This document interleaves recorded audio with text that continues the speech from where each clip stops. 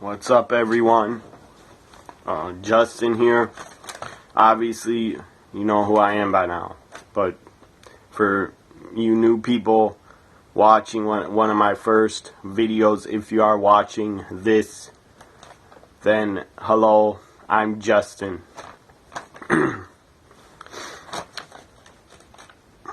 And if you are new to watching my videos, again, I'm a huge wrestling fan. That's why I do these videos for all the people out there.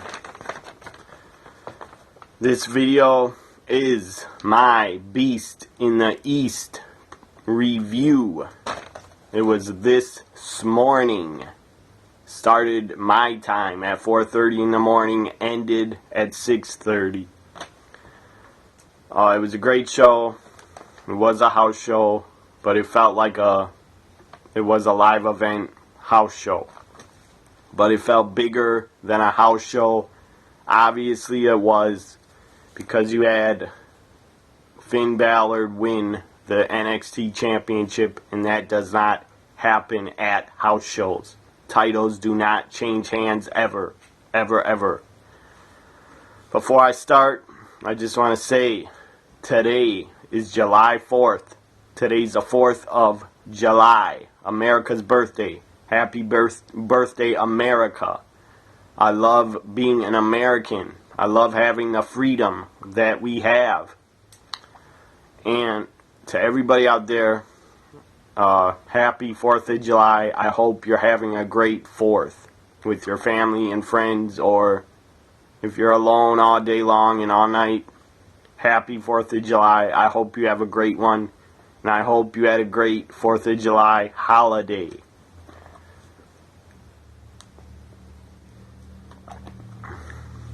Now, I'm going to talk about the Beast in the East. This is my review of it. First match was Neville versus Chris Jericho. It was great to see Jericho on TV again. He only works house shows, or only works live events. Live events, house shows, same thing. He worked last weekend in Boston at a live event. And again, he worked in Japan on this live event, The Beast in the East. And it was a very good match. Neville and Jericho and Balor and Owens were my two favorite matches of the show for sure. They both delivered and they were both awesome. I predicted that Neville would beat Jericho before this match in my predictions video. If any of you watched it, thanks for watching my predictions. But this is my review of the Beast in the East. I picked Neville. He lost. Jericho wins. There were a lot of great spots in this match, a lot of great wrestling. Neville and Jericho, they worked great together and they had a great match. Jericho hit a cold breaker from Neville, springed off the top ropes. Jericho caught him, hit a cold breaker. That was an awesome spot. Jericho finished him with the Lion Tamer. Michael Cole kept calling it, Jericho's got him in the Lion Tamer. Jericho's got him in the Lion Tamer. That was pretty surprising, because WWE usually would tell their announcers to call that, just say he has him in the walls of Jericho, and they wouldn't even mention the Lion Tamer. I don't know why they did. Maybe because the event was in Japan. That's why Michael Cole said he has him in the Lion Tamer. Because WWE, they change the names of all these moves and they make up their own names for them, so they can trademark the names of the moves. So I'm surprised they didn't call it the Walls of Jericho. But anyways, it was a good finish and it was a good match. I enjoyed it. It was a great kickoff to the show. Neville taps out to the Lion Tamer, aka Walls of Jericho. Same move. Or I guess Wazzy Jericho is a little bit different. I think he sits back more. It's like a Boston crab. And the Lion Tamer is a bit different. How Jericho puts it on someone. So Jericho wins. I went 0 for 1. Up next was the Divas Championship Triple Threat. Naomi was supposed to be in it. She did not show up. I don't know why, and I don't care why. I don't care about Naomi anymore. And it was good to see her not in this match. Because Paige versus Naomi versus Nikki was boring and is boring. Tamina took Naomi's place. As I said, I don't care that Naomi missed the show. If they wanted to give her the Divas title, they should have months ago. Really months or years ago, they had a chance to give Naomi a Divas Championship run, and they never did. Her time has passed as for being a champion in the Divas division. Nobody cares about Naomi being a Divas champion anymore. And if you do care, that's fine. Keep caring, but it's not going to make it happen. It's not going to make Naomi win the title anytime soon. My prediction was Nikki Bella retaining and winning, and that happened. Nikki Bella did retain and win. So I was right. Nikki Bella retains the Divas Championship, and it was a pretty good triple threat Divas title match. Wasn't that long. May have been 10 minutes or a little bit longer, but it was decent. It wasn't bad. So Nikki retains. I'm 1 for 1 on my predictions. Up next was Brock Lesnar versus Kofi Kingston from the New Day. This match was number 3 on the show. I thought it'd be a little bit later on. Could have even been the main event. But no. It should have been the main event because the damn event was called The Beast in the East. But it wasn't because of Super Cena and WWE having to put Cena in the main event. Brock should have been in the main event. Or Owens versus Finn should have been in the main event for sure. But they didn't go that direction. Not really a big deal. Brock Lesnar comes out. It was great to see him on television wrestling again. And this was on television if you have the WWE network. If you don't, you missed out on seeing Brock wrestle this morning. Brock gets in the ring. Kofi drop kicks him a few times. Tries to punch him in the gut and punch him in the face, and Brock didn't even feel it. He was just standing there and not selling anything that Kofi hit on him. That was the right decision. Brock should not sell for a small guy like Kofi. Nobody would ever believe that Kofi Kingston could beat up Brock Lesnar in a real fight or in the ring. So, that was the right decision. To have Brock no sell a lot of the matches. Not matches. No sell a lot of Kofi's moves against him. The only thing Brock sold was I believe a springboard drop kick. Kofi hit on Brock. After Brock German suplexed him, threw him back over his head, and Kofi landed on his feet. And then he springboarded off the ropes, drop kicked him, I believe. And Brock went to the corner, backed up a little, fell onto his knees. But then Kofi ran at him, and Brock just grabbed him, picked him right back up like a beast, and like the beast that he is. And then Brock did a vicious, violent German suplex, took him to Suplex City, dropped his ass on the back of his neck, almost on the back of his head.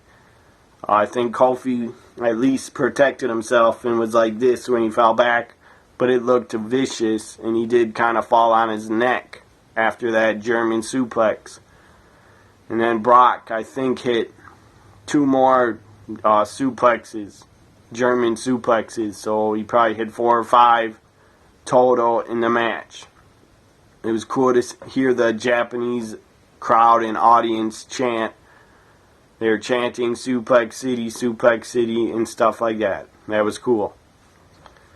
And then you have Brock pick him up, F5 him, 1, 2, 3. Brock Lesnar wins. It was obvious he was going to win, and there's no doubt about it that Brock winning versus Kofi was the right decision. You can't have him lose a match to a little freaking New Day member. He's a beast. And he's challenging for the title soon. So, F5, 1, 2, 3. Brock goes out of the ring, comes back in, hits another German suplex, and hits another F5, I believe. Then Xavier Woods runs in, gets clotheslined, gets F5'd. Big E comes in, gets clotheslined, gets a F5. Brock was fired up after the match. He was really, really intense. And then he leaves to the back, gets a great pop from the Japanese audience and fans. So, I picked Lesnar in my predictions. Obviously, he wins. Of course he was going to win. It was super predictable. But it was still fun to watch Brock wrestle on a Saturday morning on a live event instead of a pay-per-view. And it was his first match back since WrestleMania 31.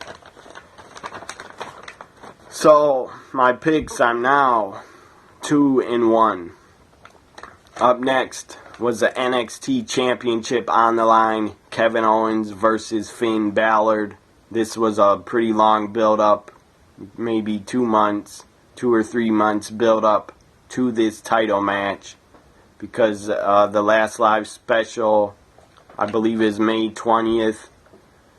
NXT Live Special, Finn Balor won a number 1 contenders match on May 20th. So, July 4th, he gets his title shot. Almost 2 months build up to this match. Championship match. They had matches on NXT television, but they were in tag matches against each other. Kevin Owens comes out. He's defending the NXT Championship against Finn Balor. Prince Devon, in Japan known as the fans as Prince. He was a big star in New Japan Pro Wrestling, held many titles, and was super over there. And he was super over again, coming back, challenging for the NXT title. It was a good match, very good match. One of my first or second favorite matches on this show was the NXT Championship match. Finn Balor wins the title finally. It was the right decision to have him win the title, win his first championship in the WWE. It was awesome. It was great.